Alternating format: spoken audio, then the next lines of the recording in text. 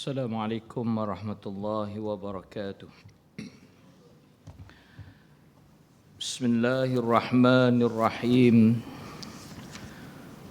Alhamdulillahilladzi arsala rasulahu bil huda wa dinil haqq liyuzhirahu 'ala ad-din kullih walau karihal kafirun. أشهد أن لا إله إلا الله وحده لا شريك له وأشهد أن محمدا عبده ورسوله والصلاة والسلام على أشرف الأنبياء والمرسلين وعلى آله وأصحابه والتابعين بإحسان إلى يوم الدين أما بعد. Muslimin sidang jamaah yang dirahmati Allah Subhanahu wa taala, bersyukur kehadrat Allah Subhanahu wa taala dengan limpah dan kurnia-Nya.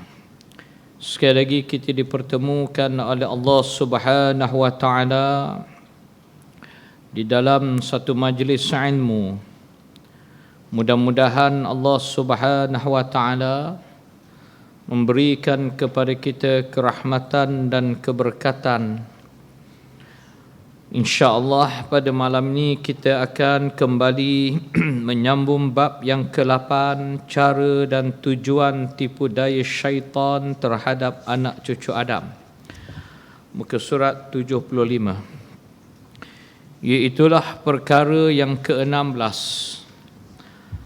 antara perkara yang diajar oleh syaitan la'natullah kepada manusia ialah mengajar sihir kepada manusia. Allah Subhanahu wa taala berfirman tentang peranan yang dimainkan oleh syaitan dengan mengajar ilmu sihir kepada manusia.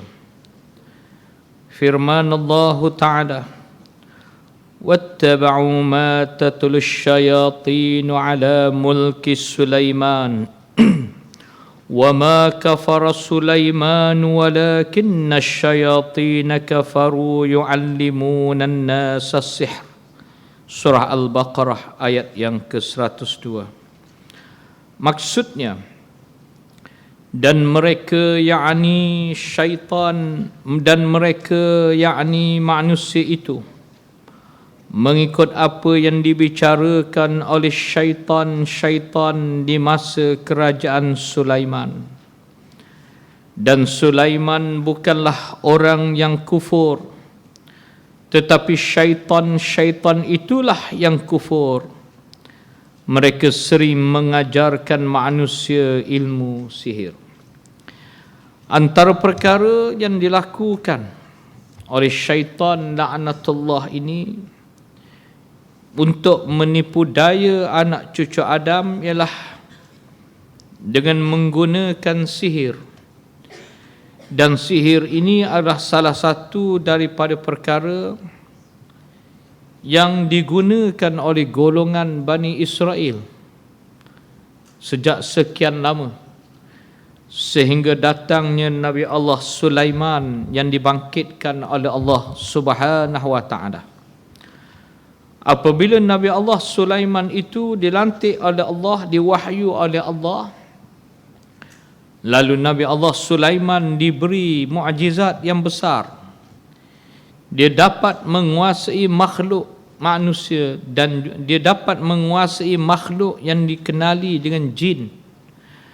Dan banyak lagi mukjizat lain yang diberi oleh Allah Subhanahu wa taala kepada Nabi Allah Sulaiman alaihissalam.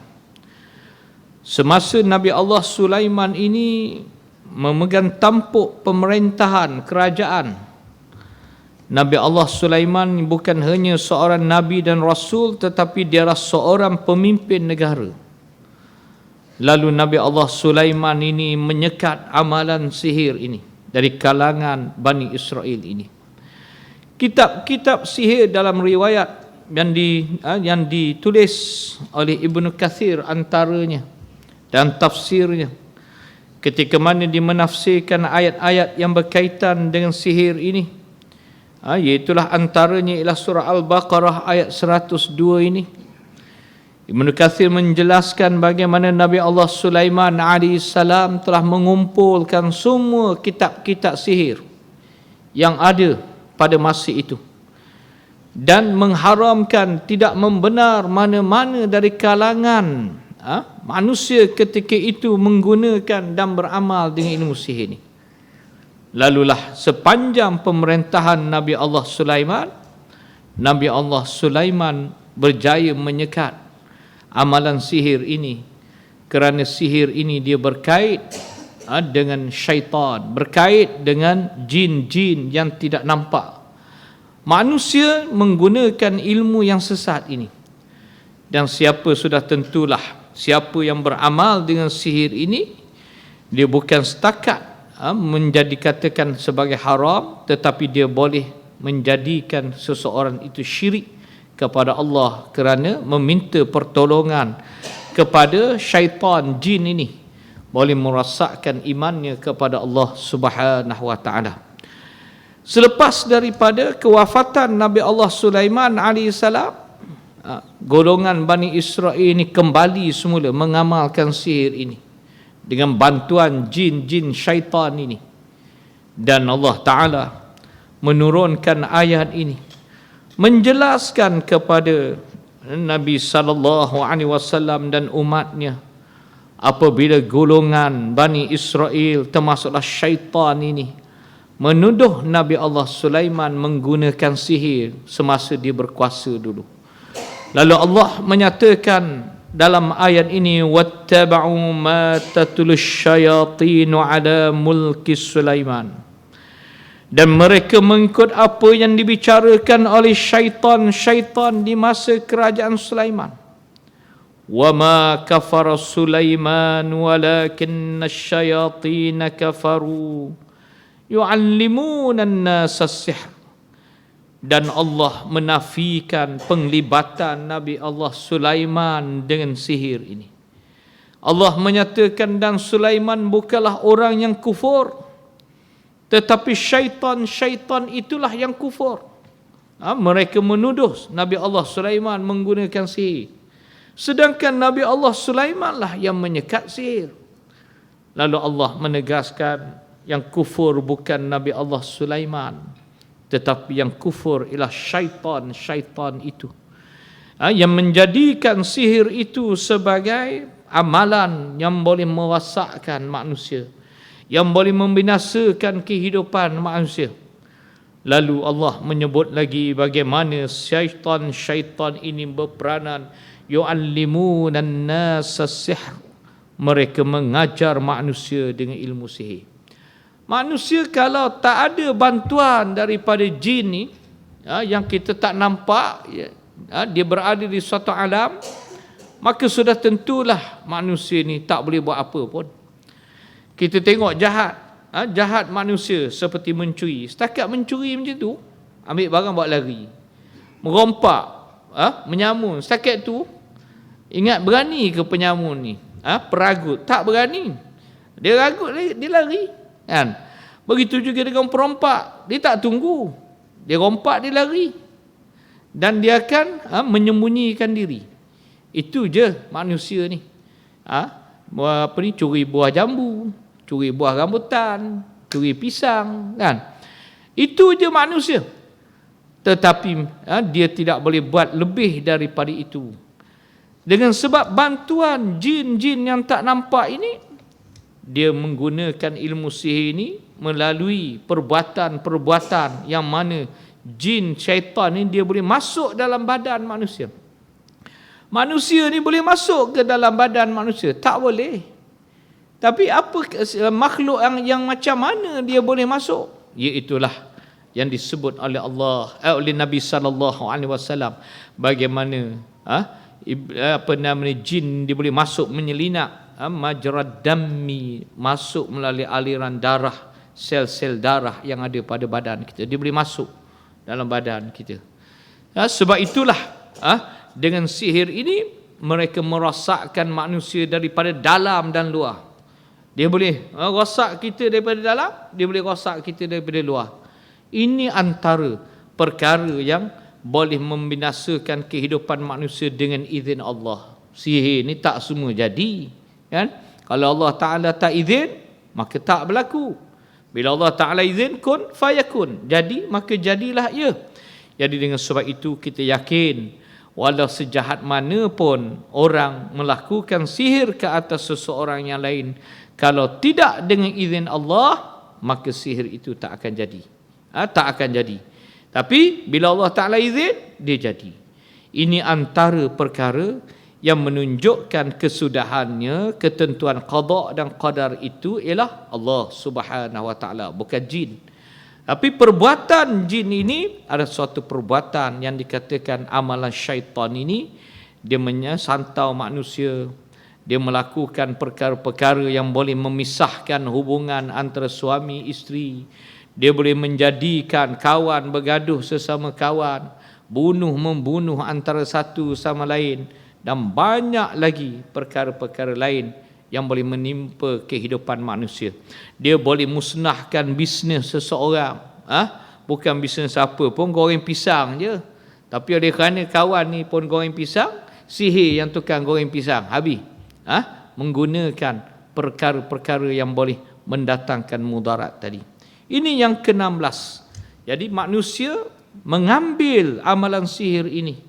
Sama ada yang jadi tok bomo, sama ada yang pergi jumpa tok bomo, dia tak pandai bomo, dia pergi jumpa tok bomo, dua-dua terlibat dengan sihir. Jadi amalan itu adalah haram dan dia boleh merosakkan akidah bila dia percaya bahawa sihir itu boleh mendatangkan mudarat. Maka dia boleh rosak akidah seseorang.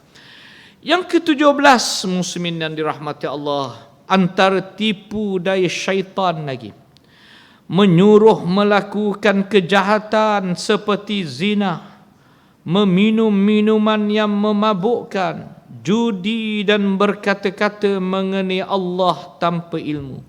Firman Allah Ta'ala, innama ya'murukum bis-su'i wal fahsya' wa an taqulu 'ala Allahi ma la ta'lamun. Surah Al-Baqarah ayat 169. Maksudnya, sesungguhnya syaitan itu menyuruh kamu mengerjakan kejahatan dan perbuatan keji, dan kamu berkata-kata mengenai Allah akan perkara yang kamu tidak mengetahuinya. Antara perkara yang lain lagi yang melibatkan syaitan ini ialah sebagaimana yang disebut oleh Allah dalam ayat ini, dalam surah Al-Baqarah ayat 169.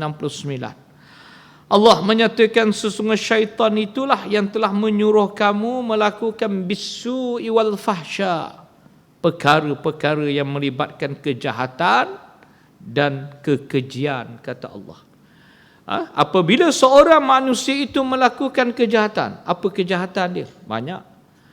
Kejahatan seorang anak terhadap ibu bapanya ialah mendurhakai kedua ibu bapanya. Itu kejahatan dan kekejian. Apa lagi yang dikatakan kejahatan? Pemerintah menzalimi rakyatnya, itu yang dikatakan kejahatan dan kekejian. Apa lagi? Seorang kawan menipu kawannya, itu satu yang dikatakan al-fahsya, yang dikatakan as-su. Apa lagi muslimin dirahmati Allah? Banyak. Iaitulah antaranya meminum arak, antaranya berjudi, perbuatan-perbuatan yang haram, mengumpat, menganiaya orang, mengambil hak-hak orang lain yang bukan hak dia, dia ambil. Itu semua as-su wal fahsya. Semua tu kata Allah adalah merupakan sesuatu yang datang daripada syaitan yang menyuruh kamu melakukan perkara-perkara tadi. Ini antaranya, tak kira lah. Sama ada ayah dia buat jahat ke anak, itu juga adalah daripada syaitan. Anak buat jahat kepada ayah pun masuk dalam ni. Dalam perkara yang dinyatakan oleh Allah Subhanahu Wa Ta'ala. Selain daripada itu, kata Allah, antara perkara yang keji lagi, wa an taqulu 'ala Allahi ma la ta'lamun. Kamu berkata tentang Allah dalam perkara yang kamu tidak tahu. Membuat andaian, bahawa Allah ni zalim. Sebab apa? Sebab orang ni tak dapat beras tak ada. Ini semua kerja jahat Allah. Itu. Dia bercakap dalam perkara yang dia tak tahu. Dia boleh kata beras tak adanya Allah Ta'ala zalim manusia. Contoh. Itu tidak betul. Kenapa? Kerana Allah Subhanahu Wa Ta'ala memanglah dari sudut ketentuan qada dan qadar dari Allah. Tetapi kita dilarang untuk menyalahkan Allah dalam perkara yang buruk, dalam perkara yang tidak benar, dalam perkara yang keji. Itu yang dikatakan adab kita dengan pencipta kita, dengan Allah Subhanahu Wa Ta'ala. Sebab itu kita hendaklah mempelajari ilmu akidah, ilmu tauhid. Jangan dia buat keras kepala. Dah Allah tak turun hujan, Allah ni zalim lah. Tak betul. Memang itu semua dari Allah, ketentuan daripada Allah. Tetapi dia tidak boleh disalahkan kepada Allah dan tidak boleh menyatakan perkara yang buruk, yang keji itu disandarkan kepada Allah Subhanahu Wa Ta'ala. Bila tak ada beras, tanamlah padi. Carilah supaya kita dapat beras. Usahalah, rancanglah. Allah Ta'ala suruh kita rancang. Ni sikit-sikit Allah. Tak dapat minum air, menyalahkan Allah. Tak dapat duit, menyalahkan Allah. Tak dapat kerja, menyalahkan Allah. Tidak betul. Itu menyalahi cara yang diajar oleh Islam dalam ilmu yang melibatkan tauhid dan akidah. Allah Ta'ala beri kepada kita daya usaha, maka kita kena berusaha. Allah Ta'ala beri kepada kita satu lagi dalam ilmu akidah yang dikatakan ikhtiariyah. Apa makna ikhtiariyah? Kuasa memilih, ikhtiariyah. Kita pergi ke pasar Selayang tu, kalau kuasa ikhtiariyah kita pergi, nak beli ikan, kita pilih ikan yang buruk, yang dah buruk busuk, lalu kita pun beli. Adakah kerana Allah salah Allah juga? Bukan salah Allah, kita. Sebab apa? Sebab selain daripada ikan yang buruk, ikan yang elok ada. Kenapa kita pergi pilih ikan yang buruk? Itu yang dikatakan ikhtiariyah. Begitu juga dalam perkara-perkara yang lain. Kita diberi ikhtiariyah, kuasa memilih antara makanan ni. Yang pergi makan nasi basi itu kenapa? Kita ada pilihan untuk tidak makan nasi basi, nasi yang elok. Kenapa kita memilih perkara yang boleh mendatangkan mudarat? Itu yang dikatakan ikhtiariyah. Dan kita kena faham, Allah Ta'ala beri kepada manusia kuasa ikhtiariyah ini, kuasa memilih ini, kuasa pilih ini kepada manusia. Dalam apa jua hidup kita ni, kita memilih. Nak pilih pemimpin pun ikhtiariyah, nak pilih nak beli makanan pun ikhtiariyah, nak pilih baju pun ikhtiariyah. Kita silap pilih saiz, kita salahkan Allah. Pakai saiz XL, pergi beli L. Ni kerja Allah ni, salah aku ni. Tak betul. Allah Ta'ala dah beri kepada kita kuasa ikhtiariyah. Ini antara perkara-perkara yang kita kena faham. Yang kita kena faham. Sebab itu kita tidak boleh berkata perkara yang keji kepada Allah dalam perkara yang kita tidak tahu. Umpamanya kita kata Allah itu ada. Macam mana Allah itu ada? Ada ni macam manusia, dia berjalan macam manusia, dia naik kereta. Tak boleh, tak betul. Kita bercakap dalam perkara yang kita tidak ada ilmu. Sebab itulah bila kita sebut Allah, maka kita tidak boleh fikir sebagaimana kita fikir tentang makhluknya. Tak sama. Laisa kamitslihi syai'un. Allah Ta'ala tu tidak ada perkara yang boleh kita samakan, yang boleh kita menyerupakan dia dengan makhluk yang lain daripada itu. Firman Allah Ta'ala, Ya ayyuhalladzina amanu innamal khamru wal maisir wal ansab wal azlam rijsum min amali syaitan fajtanibuhu la'allakum tuflihun. Allah menyatakan lagi, sesungguhnya arak, judi, pemujaan berhala dan mengundi nasib dengan batang-batang anak panah Iaitulah tilik nasib, adalah sebenar-benar perkara keji daripada perbuatan syaitan. Oleh itu hendaklah kamu menjauhinya supaya kamu berjaya. Surah Al-Ma'idah ayat 90. Terang-terang dalam ayat ini Allah Ta'ala sebut, wahai orang-orang yang beriman, arak, judi, ansab, ansab ini memuja berhala, sembah berhala. Lepas tu wal azlam, tilik nasib ni, itu semua adalah perbuatan keji, min rijsun, satu perbuatan yang keji, min amali syaitan, daripada amalan syaitan.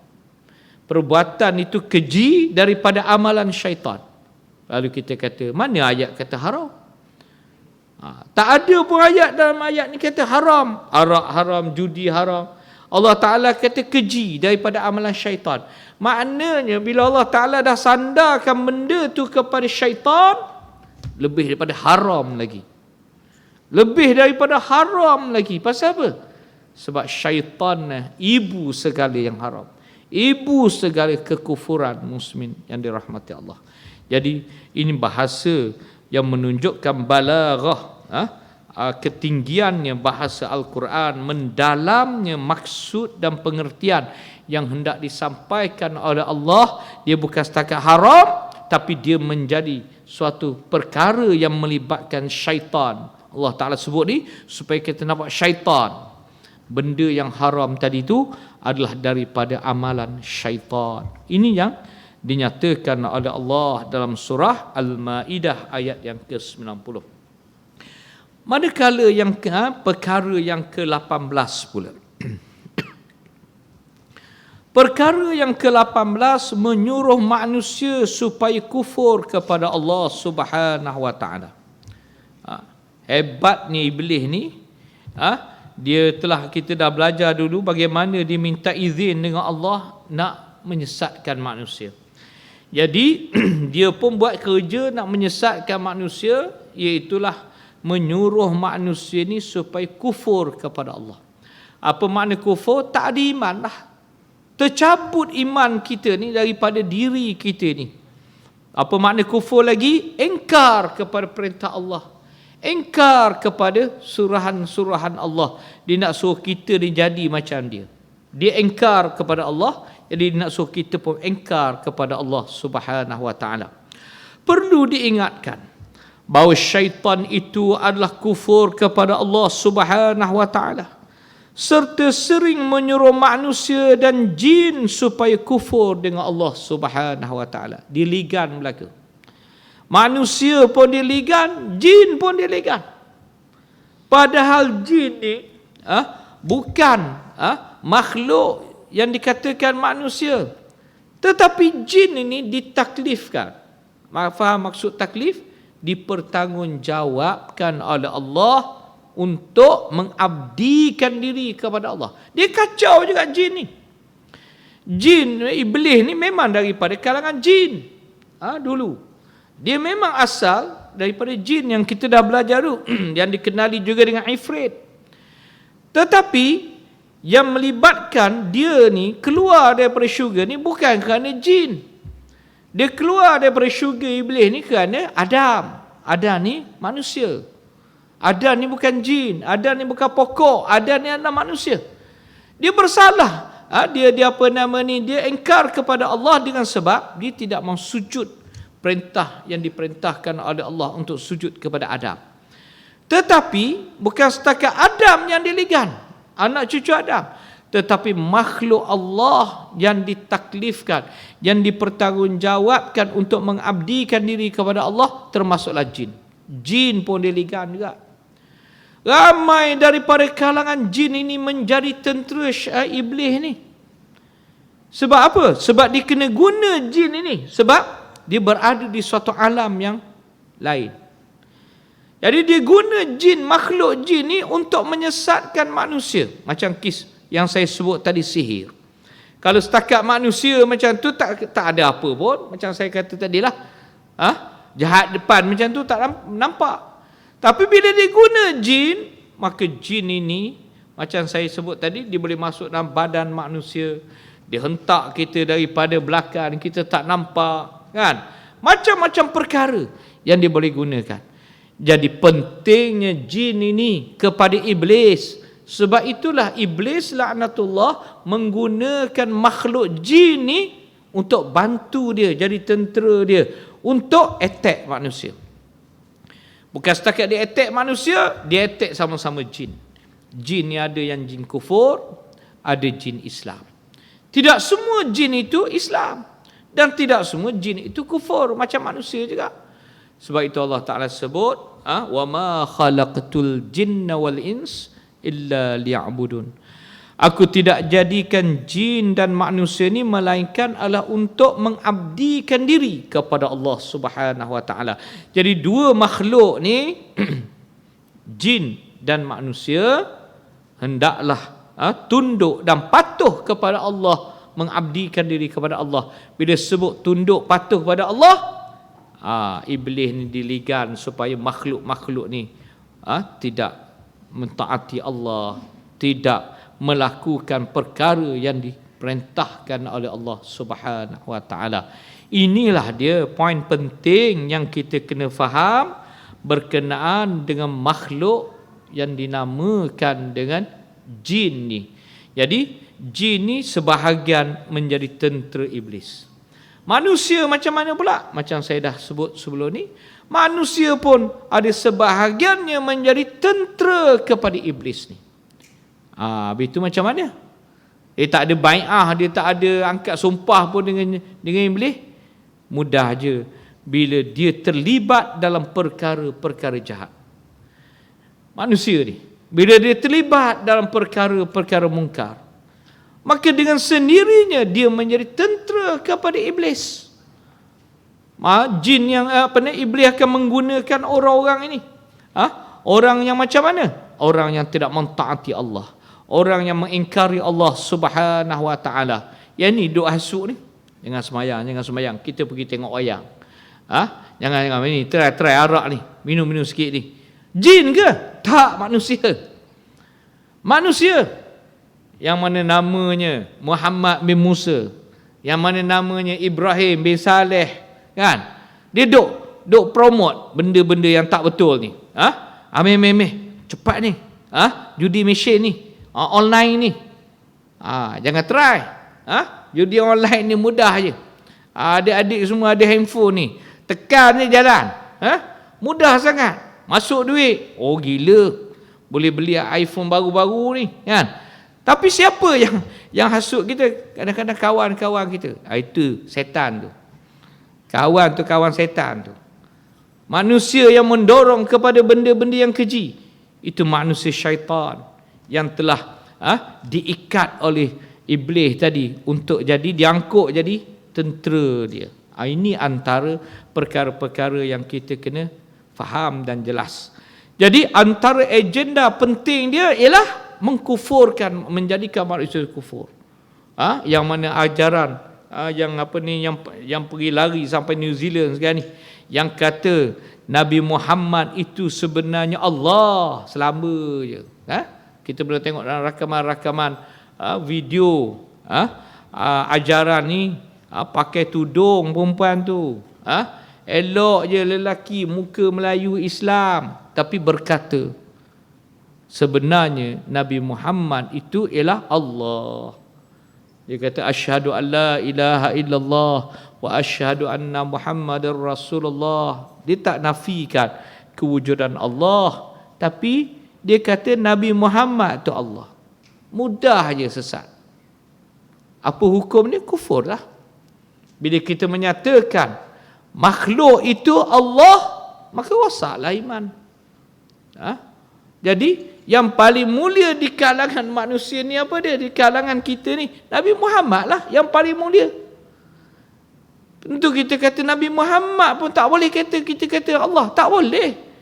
Sebab dia ada status Nabi dan Rasul. Dia bukan Allah, dia bukan Tuhan. Nabi Muhammad bukan beri rezeki. Nabi Muhammad dia tidak membalas syurga dan neraka Allah. Tapi ada zaman sekarang manusia yang berkata Nabi Muhammad tu sebenarnya ialah Allah. Selamba je dia kata kan. Rosak akidahnya. Tak boleh, tak betul, termasuk dalam ajarannya sesat. Jadi itulah keadaan bagaimana manusia yang terpengaruh dengan syaitan. Bila kita kata kamu ni ikut syaitan, dia marah. Sebut syaitan ni, siapa-siapa marah. Perompak pun marah. Merompak macam syaitan, marah dia. Kan? Menyambung macam syaitan, marah dia. Disebut syaitan, dia marah. Dia tak sedar bahawa dia telah melakukan perbuatan yang disuruh oleh syaitan iblis. Allah Subhanahu wa taala berfirman, "Wa ma kafara Sulaiman walakinna asyayatin kafaru." Ayat yang tadi juga, surah Al-Baqarah ayat 102. Nabi Sulaiman itu tidak kafir, tetapi syaitan itulah yang kafir. Firman Allah Ta'ala lagi dalam surah Al-Hashr ayat yang ke-16. Kamathali syaitani idh qala lil insani kfur falamma kafara qala inni bari'un minka inni akhafu Allah rabbal alamin. Sadaqallahul azim. Mereka itu adalah seperti sikap syaitan. Ketika ia berkata kepada manusia, hendaklah kamu kufur dengan Allah. Setelah mereka, yakni manusia tadi menjadi kufur, setelah mereka kufur dan tetap menerima azab, berkatalah syaitan kepadanya, yakni kepada manusia yang kufur tadi, sesungguhnya aku adalah berlepas diri daripadamu, yakni tidak bertanggungjawab terhadap kekufuranmu, kerana sebenarnya aku takut kepada Allah, Tuhan pencipta alam. Surah Al-Hashr ayat yang ke-16. Ayat ini Allah Ta'ala menceritakan kepada kita, memberitahu bagaimana syaitan ni dia goda manusia. Dia goda manusia bukan setakat buat benda dosa yang besar, bukan setakat dia buat benda mungkar yang biasa, tetapi dia boleh membawa manusia itu menjadi kufur. Apa makna kufur? Tidak beriman kepada Allah. Bila manusia itu mengungkapkan kata-kata kufur, umpamanya menghina Allah, menghina Islam, menghina Rasulullah sallallahu alaihi wasallam, menghina amalan-amalan Islam, rosaklah kufur. Ataupun dia melakukan perbuatan kufur seperti menyembah berhala, ataupun melakukan perkara-perkara yang boleh dikatakan syirik kepada Allah Subhanahu wa taala. Bila manusia itu buat je, dia kata apa? Inni bari, aku berlepas diri. Iblis ni, aku berlepas diri. Kamu dah kufur sekarang, kamu dah kafir sekarang, aku berlepas diri, aku tak bertanggungjawab. Aku tak bertanggungjawab. Engkau dah kufur, engkau punya pasal. Inni akhafullah rabbal alamin. Aku sebenarnya pun takut kepada Allah. Boleh pula dia cakap macam tu. Iblis dia kata, inni akhafullah rabbal alamin. Sesungguhnya aku pun takut kepada Allah. Tapi kamu dah kafir, kamu jawablah sendiri depan Tuhan. Macam tu. Ada tak kita pernah jumpa orang macam tu? Maksudnya dia ajak kita buat benda jahat, lalu kita buat. Mencuri contoh, kita pun buat. Lepas tu aku tak tahu, engkau curi, engkau tanggungjawab. Macam tu. Macam itulah iblis dengan manusia. Bila dia dah berjaya menjadikan manusia itu kufur kepada Allah, dia sebut inni bari, aku berlepas diri, aku tak tahu, aku tak tahu. Aku tak tahu. Kau dah kafir. Macam tu. Inni bari. Boleh dia main macam tu. Inilah dia perkara yang berlaku dalam kehidupan manusia. Akhir sekali yang tanggungnya siapa? Orang tu, manusia tu. Lalu kita kata, setan ni, iblis ni yang jadi aku macam ni. Dia nak jawab depan Tuhan macam tu. Ketuk di Tuhan. Kena bantai di malaikat. Saya tak tahu, ya Allah, ni iblis ni lah jahat yang goda saya. Dan memang iblis tu jahat. Yang kau pergi ikut yang jahat tu pasal kau tu kepala masuk air, bengong, tolol. Kenapa duk ikut iblis ni? Tak pasal-pasal kena marah. Kan? Kita dah tahu dia tu jahat, Kenapa kamu ikut? Inilah dia yang diceritakan sendiri oleh Allah. Macam mana dia treat kita. Dia treat. Ini. Bagaimana Allah Ta'ala cerita dalam ayat ni. Dia sebenarnya iblis ni dia takut kepada Allah. Sebab dia tahu neraka tu macam mana. Dia tahu macam mana balasan Allah. Sebab dia tok guru lebih daripada tok guru lagi ni. Dia duduk lama dalam syurga. Kan?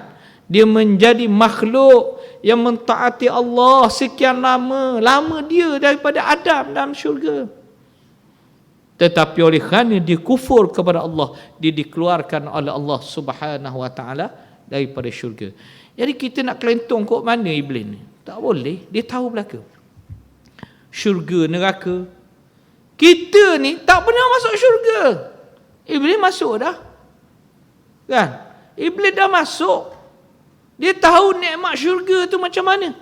Tetapi oleh kerana kesombongan dia, keangkuhan dia. Sebab itu kita jangan sombong dan angkuh. Kalau kita sombong dan angkuh, akhir sekali kita disesat.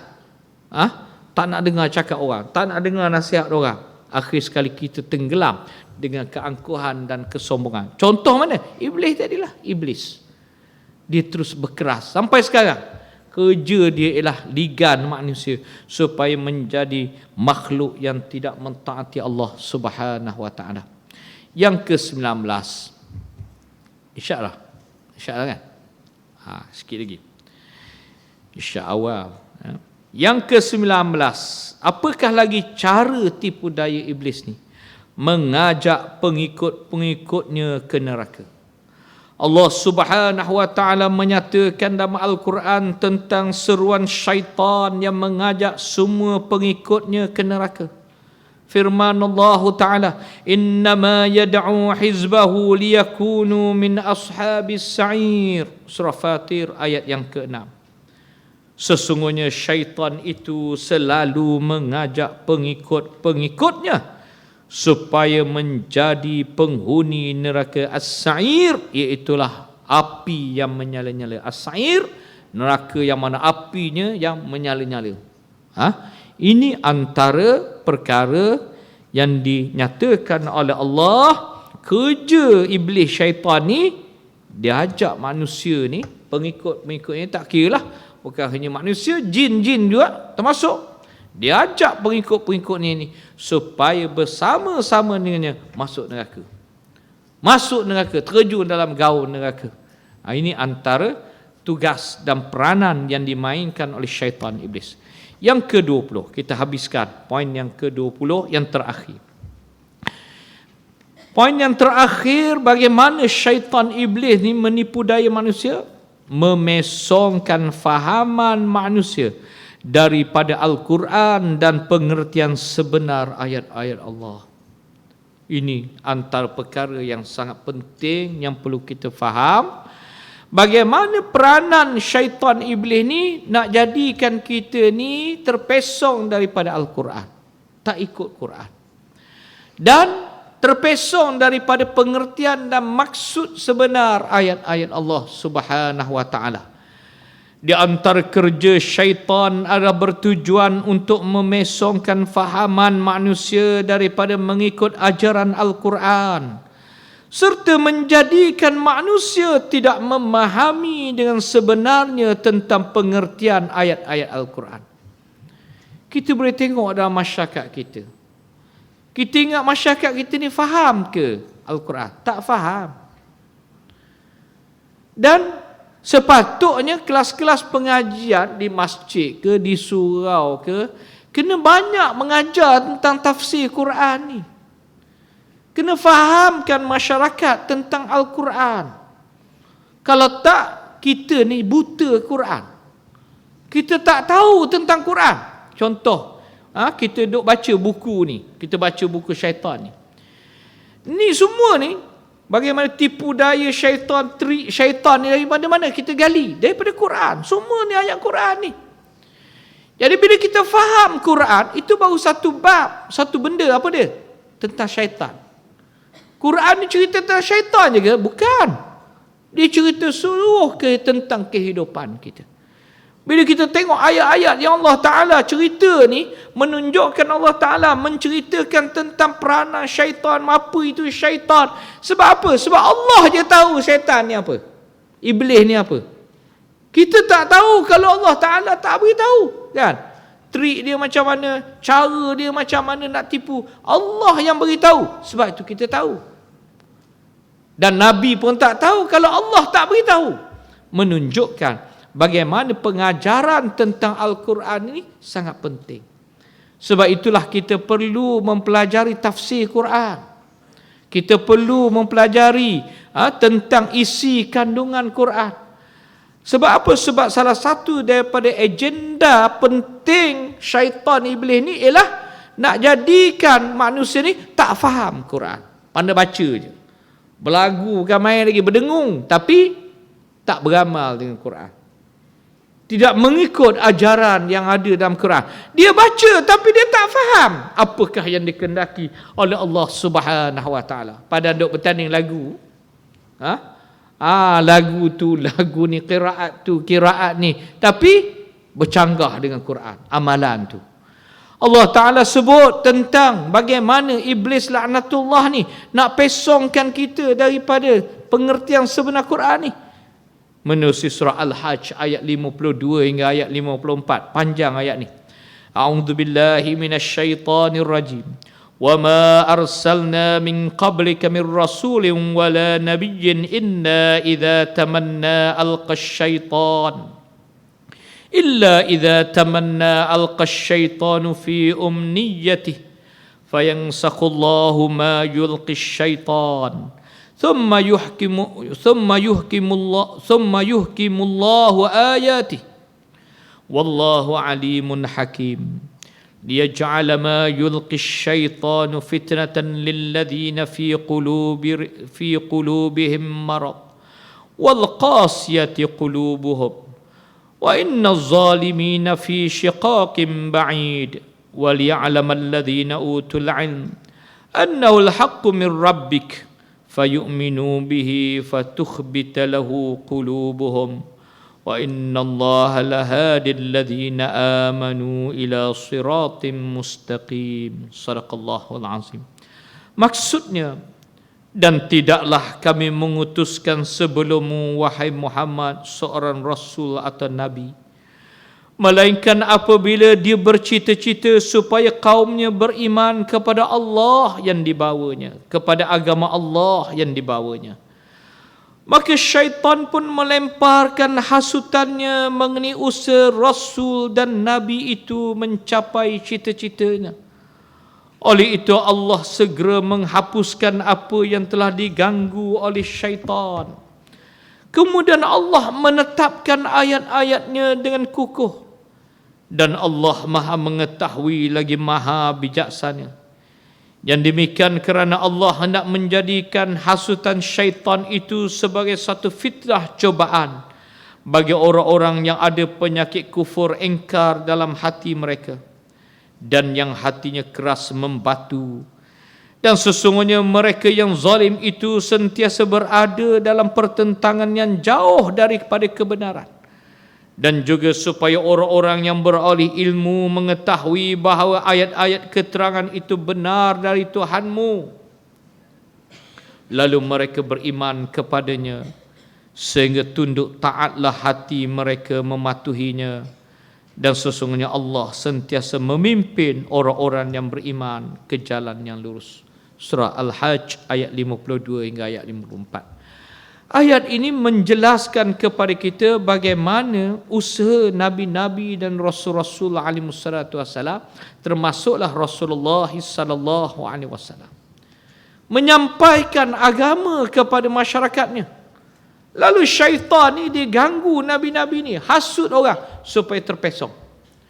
Lalu Allah turunkan wahyunya, mengukuhkan hujah-hujah yang dibawa oleh Nabi-Nabi tadi tentang kebenaran Islam ni, sehinggalah ayat-ayat itu difahami oleh masyarakat, oleh umat itu sebagaimana dinyatakan oleh Allah Subhanahu Wa Taala. Jadi Allah Taala turunkan wahyu supaya umat Nabi-Nabi itu faham tentang apa yang disampaikan oleh nabi-nabi dan rasul-rasul alaihi wassalatu wassalam. Hasutan syaitan iblis ini sebenarnya fitnah, menjadi fitnah dan cobaan yang besar kepada orang yang kufur kepada Allah Subhanahu wa taala. Dia ni tak ikut ajaran Nabi. Dia tak nak faham apa yang diajar oleh nabi-nabi dan rasul-rasul alaihi wassalatu wassalam. Akhir sekali mereka ini terpesong daripada jalan yang diredai oleh Allah Subhanahu wa taala. Dan Allah menyatakan lagi, sesungguhnya orang yang zalim dia berada di atas pertentangan yang jauh daripada kebenaran. Dan juga orang-orang yang ada ilmu, kata Allah, mereka mengetahui bahawa ayat-ayat keterangan itu adalah ayat-ayat yang benar. Bagi orang yang ada ilmu, yang belajar tentang ayat-ayat wahyu yang Allah Ta'ala turun, maknanya dia ada ilmu tentang ayat-ayat itu, kata Allah, mereka itu, kata Allah, adalah orang-orang yang beriman kepadanya, yakni kepada Allah. Dia ada ilmu, dia faham tentang ayat-ayat yang Allah Ta'ala turun, dengan sebab itu dia beriman. Lalu Allah Ta'ala menyatakan lagi, mereka itu juga menjadi orang-orang yang tunduk dan patuh kepada Allah Subhanahu wa taala. Sesungguhnya Allah memimpin orang-orang yang beriman itu ke jalan yang lurus. Jadi ayat ini menunjukkan kepada kita, kita kena faham wahyu. Barulah iman kita kuat. Kita kena faham wahyu. Barulah kita dikatakan orang yang berilmu, yang tunduk dan patuh kepada perintah-perintah Allah Subhanahu wa taala. Jadi amat penting kepada kita untuk mengetahui tentang ayat-ayat yang telah diturunkan oleh Allah Subhanahu wa taala. Belajar tafsir banyak-banyak. Tak ada masalah, tak rugi. Tapi jangan tafsir ikut kepala kita. Baca tafsir sendiri, buat kesimpulan sendiri, tak berguru, akhir sekali syaitan pula jadi guru kita. Baca Quran, baca tafsir, berguru dengan syaitan. Pasal apa? Tak belajar betul-betul.